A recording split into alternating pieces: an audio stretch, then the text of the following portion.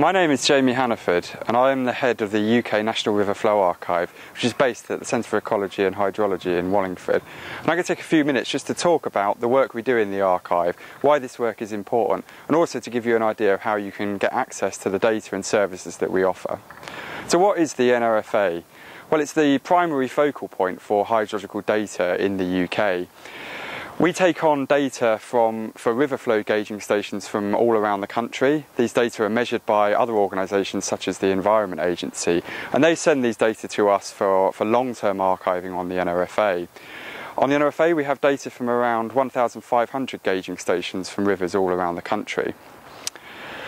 Part of our job is to actually quality control that data and provide long-term stewardship and access to the data. And it's really this latter part, the access to the data, that's probably the most important. We provide data to a very wide community of end users, ranging from school students accessing the data all the way through to international organisations such as UNESCO. We provide data to UK government, to the research community, to consultancies and a whole host of other users of the data. So the question is, I guess, why is this data important? Well, it's fair to say that the data that are on the NRFA underpin a huge amount of the hydrological research and water management that's done in the UK.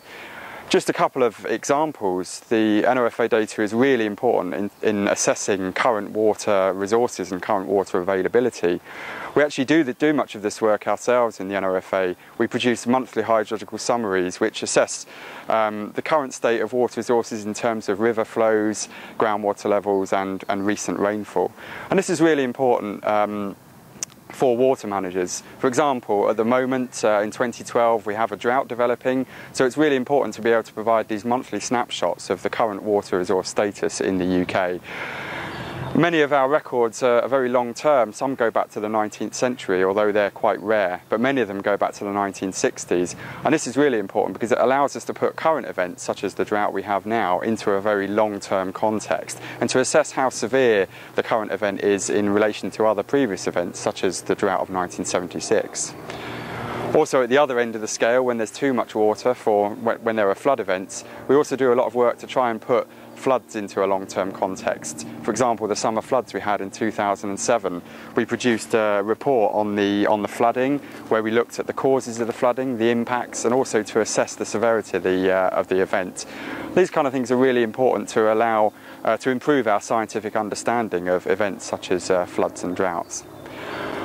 Just another example of why the data is important is in the context of climate change.